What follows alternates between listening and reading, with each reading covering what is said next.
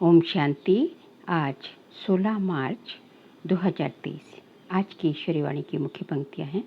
मीठे बच्चे, बाबा आया है तुम बच्चों की महफिल में, अभी तुम ज्ञान अमृत की महफिल मना रहे हो।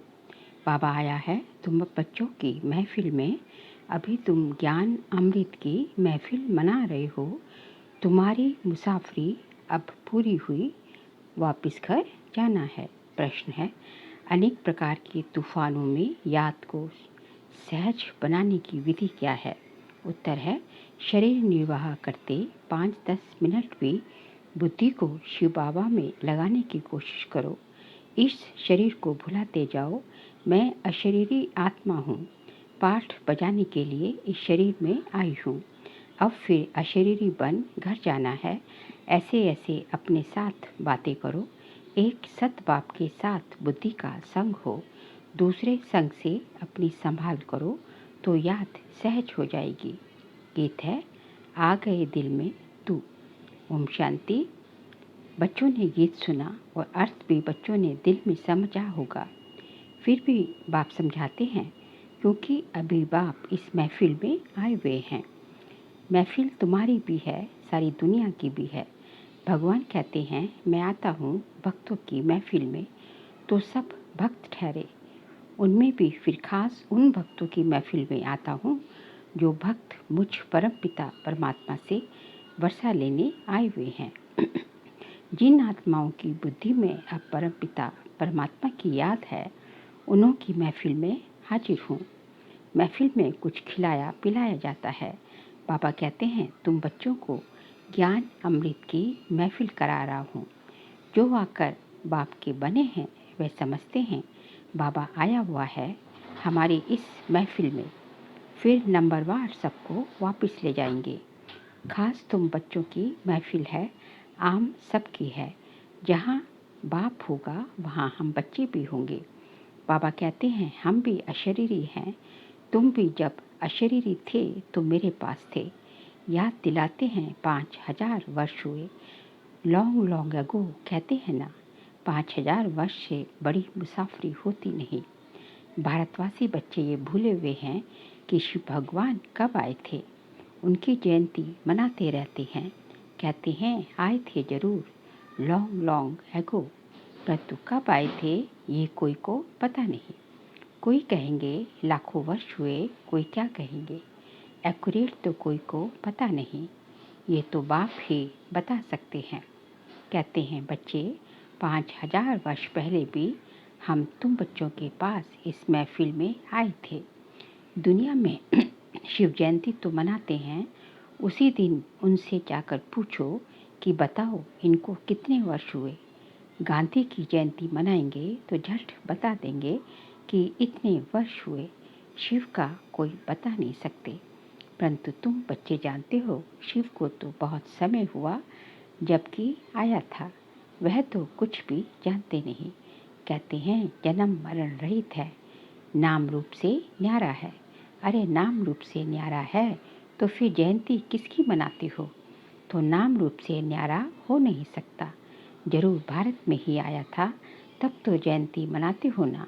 फिर नाम रूप से न्यारा कैसे कहते हो? याद करते हो, परंतु वह कब आया था? जरूर भक्ति का समय जब पूरा होगा तब भगवान को घर बैठे आना पड़े।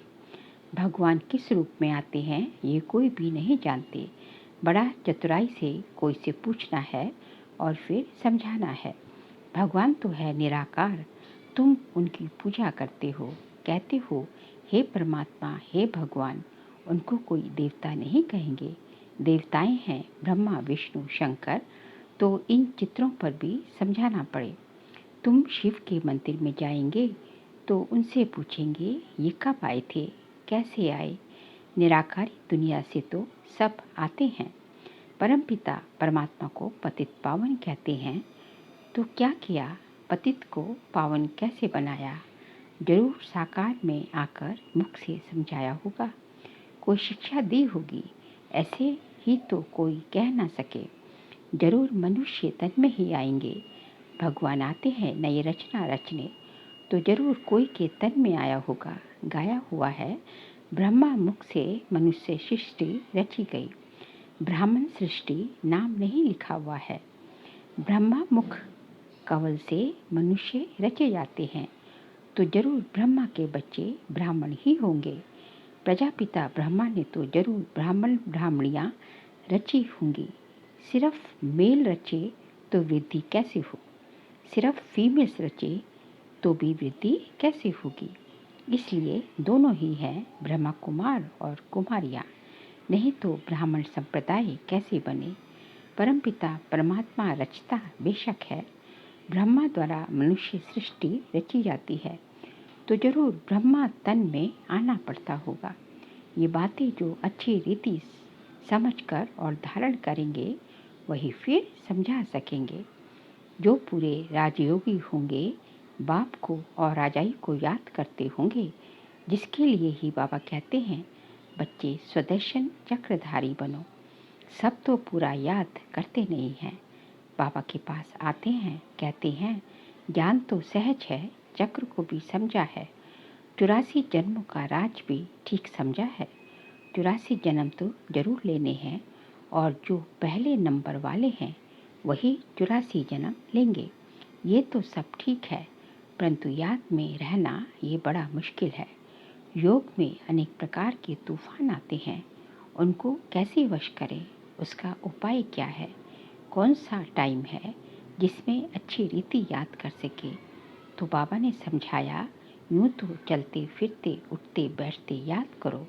अभी तुम यहाँ बैठे हो, हम तुमसे पूछते हैं स्त्री को याद करते हो। अब नाम स्त्री का सुना और झट बुद्धि भागी स्त्री की तरफ। बुद्धि का काम हो गया ना। वैसे ही तुम भल कोई भी काम शरीर निर्वाह अर्थ करो, परंतु शिव बाबा के पास बुद्धि लगाने की कोशिश करो। 5 मिनट 10 मिनट भी याद करो। हाँ, ये माया भी विघ्न जरूर डालेगी। तूफान बड़ी जोर से आएंगे डगमगाने के लिए, परंतु फिर भी तुम अपना पुरुषार्थ करते चलो। इस शरीर को भुलाना या बाप की याद में रहना बात एक ही है। अपने को आत्मा अशरीरी समझना पड़े। मैं असूल अशरीरी था, पाठ बजाने के लिए ये शरीर लिया है, फिर अशरीरी बन घर जाता हूँ। बुद्धि में सिर्फ बाप और बाप का घर याद हो। बाबा का घर वही है जहाँ अब जाना है। फिर ये बुद्धि में है कि बाबा की प्रॉपर्टी है सतयुग, तो एक बाप की याद से वह भी याद आएगी। भक्ति मार्ग या ज्ञान मार्ग में बुद्धि तो और तरफ जाती है। कन्या की सगाई हो जाती है तो फिर एक दो की याद रहती है। भक्ति में कोई बैठेंगे तो भी माया विघ्न डालती है। बुद्धि धंधे आदि तरफ चली जाएगी। माया की दुश्मनी है ना। भक्त देवताओं को याद करेंगे तो भी बुद्धि और तरफ भाग जाएगी। माया बुद्धि को ठिकाने लगने नहीं देती है। ऑफिस में जाती हो तो भी उसी कार्य में बुद्धि रहती है। इम्तिहान पास किया है तब ये काम करना होता है, उसमें बुद्धि लग जाती है। अव्यक्त चीज में बुद्धि लगाने में माया हैरान करती है।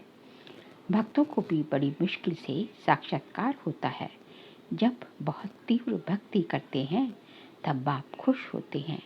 अभी तो भक्ति की बात ही नहीं, अभी तो है नॉलेज। वास्तव में भक्ति भी करनी चाहिए एक की। अव्यभिचारी भक्ति हो तो साक्षात्कार भी हो। आजकल तो व्यभिचारी बन गई है, सबको याद करते रहते हैं तो बाबा साक्षात्कार भी नहीं कराते हैं। एक में पूरा निश्चय हो तो बाबा साक्षात्कार भी कराए। तो बाबा समझाते हैं मुझ एक को याद करो। मुख से कुछ भी कहना नहीं है। तुम स्त्री को याद करते हो तो कुछ मुख से कहना पड़ता है क्या। ख्याल आया और बुद्धि भाग जाती है। ये बेहद का बाप तो सदा सुख देने वाला है। तो अब तुम्हारी सगाई कराते हैं उस परमपिता परमात्मा से, तो उसको याद करने का प्रयत्न करो। माया तो तूफान लाएगी, सारी दुनिया दुश्मन बनेगी, परंतु बाप को नहीं भूलना है। जितना बाप को याद करेंगे उतना विकर्म विनाश होंगे। ऐसे तो बहुत मनुष्य होते हैं जो सारा दिन भगवान का नाम भी नहीं लेते। बहुत खराब संग होता है। इसलिए गाया जाता है, संग तारे कुसंग बोरे। सत परमपिता परमात्मा का संग ही पतित से पावन बनाएगा। अभी तो सारी दुनिया पतित है, उनको संग चाहिए पतित पावन का, तो जरूर उनको यहाँ साकार में आना पड़ेगा। सत है ही एक, सत की महफिल में तुम बैठे हो। जानते हो हम आत्माओं का संग अब परम पिता परमात्मा के साथ है। बाबा कहते हैं मेरी याद से ही तुम्हारे विकर्म विनाश होंगे। अच्छा संग होगा तो मूल्य सुनेंगे। बुद्धि योग एक बाप के साथ लगा रहेगा तो ऐसा संग तारेगा, अर्थात पावन बनाएगा। पावन बनने बिगर उनके पास कोई जा न सके। बाबा खुद ही सिखलाते हैं, मेरे साथ कैसे योग लगाओ। पढ़ाने लिए खुद आकर सम्मुख होते हैं। बुद्धि का योग और संग तोड़ एक संग जोड़ना है, तभी विकर्म विनाश होंगे और कोई उपाय है ही नहीं। पावन दुनिया है स्वर्ग, वहाँ के सुख अपरंपार है। ऐसे नहीं वहाँ भी दुख है, दैत्य है। वहाँ तो दुख का नामो निशान नहीं रहता, सो भी 21 जन्मों के लिए। बाबा तो यहाँ आकर पढ़ाते हैं, भगवान वाच हम तुमको राजाओं का राजा बनाने सहज राजयोग सिखाता हूँ। मनुष्यों की बुद्धि में तो श्री कृष्ण का ही चित्र आ जाता है। तुम्हारी बुद्धि में है कि हमको पढ़ाने वाला शिव बाबा है, जो ही ज्ञान का सागर है। वही तुम बच्चों को नॉलेज दे रहे हैं। ये है सुदर्शन चक्रधारी त्रिकालदर्शी बनना। त्रिकालदर्शी माना तीनों कालों को जानना, सृष्टि के आदि मध्य अंत को और तीनों लोकों को जानना। मूल वतन, सूक्ष्म वतन, स्थूल वतन को भी तुम जानते हो। तुम्हारे में भी नंबरवार पुरुषार्थ अनुसार जानते हैं। बाकी इसमें तकलीफ कोई नहीं है। शरीर निर्वाह भी करना है। ऐसे नहीं कहा जाता कि कन्या को भी शरीर निर्वाह अर्थ माथा मारना है। कन्या को पति के पास रहना है, शरीर निर्वाह पति को करना है। कन्या को भी अपने पैरों पर खड़ा रहना है। एक कहानी है ना, एक कन्या ने बाप को कहा मैं अपना नसीब खाती हूँ, तो तुम कन्याएं भी अपना पुरुषार्थ कर रही हो। जितना पढ़ेंगे, श्रीमत पर चलेंगे तो 21 जन्म राज्य करेंगे।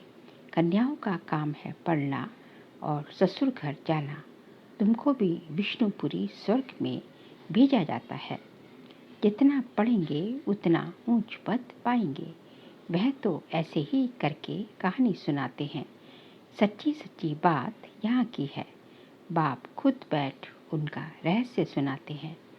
तुम सब कन्याएं हो, अधर कन्या भी अपना जीवन बना रही है। बाप ऐसे कर्म सिखलाते हैं जो कभी दुखी व विधवा नहीं होना पड़ेगा, परंतु विरला ही कोई ऊंची तकदीर बनाते हैं। कोई तो बनाते बनाते फिर आश्चर्यवत भागंती हो। ऐसे बाप को भी फरगति दे देते हैं, डिवोर्स पे दे देते हैं, क्योंकि शिव बाबा बाप भी है तो पतियों का पति भी है। ऐसे बाप को बच्चे फरगति दे देते हैं, तकलीफ को तकदीर को लकीर लगा देते हैं। सजनी है तो भी डिवोर्स देने से कौड़ी तुल्य बन पड़ेगी। ये भी गाया हुआ है, आश्चर्यवत डिवोर्स देवंती फरगति देवंती। जिस बाप से 21 जन्म का राज्य भाग्य मिलता है उसको भी फरगति दे देते हैं। कोई तो आकर बाप का बनेंगे, कोई फिर महामूर्ख भी बनेंगे जो फरगति भी देंगे, डिवोर्स भी देंगे। चलन से ही मालूम पड़ जाता है। विकार में जाते रहते फिर छिप छिप कर बैठ जाते, फिर लिख भेजते हैं कि बाबा भूल हो गई, क्षमा करो। अब 100 गुना दंड तो चढ़ गया, वह कैसे कैंसिल हो सकता है। सच बताने से आधा माफ भी हो जाए। इसलिए बाबा कहते हैं छिपकर कभी विकार में नहीं जाना, ना फैमिलियरिटी में ही आना है। क्रोध भी बहुत भारी भूत है, बहुतों को दुख देते हैं। बाप को 5 विकारों का दान दे फिर वापिस ले तो विपद भी भ्रष्ट हो जाएगा। अच्छा, मीठे मीठे सिखलते बच्चों प्रति माता पिता बाप दादा का याद प्यार और गुड मॉर्निंग। रूहानी बाप की रूहानी बच्चों को नमस्ते। हम रूहानी बच्चों की रूहानी बाप दादा को नमस्ते नमस्ते नमस्ते। सार के लिए पॉइंट्स हैं। अपनी ऊंच तकदीर बनाने के लिए विकल्प विनाश करने का पुरुषार्थ करना है। पढ़ाई पर पूरा ध्यान देना है। कुसंग से अपनी संभाल करनी है। पतित पावन बाप के संग से स्वयं को पावन बनाना है। आज का बाबा का वरदान है, स्वदर्शन चक्रधारी बन, हर कर्म चरित्र के रूप में करने वाले मायाजीत सफलता मूर्त भव। स्वदर्शन चक्रधारी बन, हर कर्म चरित्र के रूप में करने वाले मायाजीत सफलता मूर्त भव। जैसे बाप के हर कर्म चरित्र के रूप में गाए जाते हैं, ऐसे आपके भी हर कर्म चरित्र के समान हों। जो बाप के समान सुदर्शन चक्रधारी बने हैं, उनसे कभी भी साधारण कर्म नहीं हो सकते। सुदर्शन चक्रधारी की निशानी ही है सफलता स्वरूप। जो भी कार्य करेंगे उसमें सफलता समाई हुई होगी। सुदर्शन चक्रधारी मायाजीत होने के कारण सफलता मूर्त होंगे, और जो सफलता मूर्त है वह हर कदम में पद्मा पदम पति है। स्लोगन है, खुशी के समर्थ संकल्पों की रचना करो तो तन मन से सदा खुश रहेंगे। खुशी के समर्थ संकल्पों की रचना करो तो तन मन से सदा खुश रहेंगे। बाबा कहते हैं कि यदि आप जो है खुशी के जो समर्थ संकल्प है, जिनसे खुशी मिलती है, उनमें विचरण करते रहोगे, उनको अपने मन बुद्धि में जो है प्रवाहित करते रहोगे, तो जो है आपका तन भी और मन भी सदा खुश रहेगा। इसलिए हमेशा समर्थ संकल्पों की रचना करनी है, क्योंकि संकल्प ही जो है सबका जो है संकल्प ही आपका पूरी जो है दिनचर्या का आधार है। जैसे संकल्प करोगे उसी का फिर आगे आगे मैनिफेस्टेशन होता है। वह इसलिए जो है सुबह सुबह अमृत वेला से यदि आपके संकल्प समर्थ हो जाएं, समर्थ संकल्पों की रचना करो और उसको अपने मन बुद्धि में लाओगे, तो आप जो है पूरा दिन आपका तन भी खुश रहेगा तो मन भी खुश रहेगा। अच्छा, ओम शांति।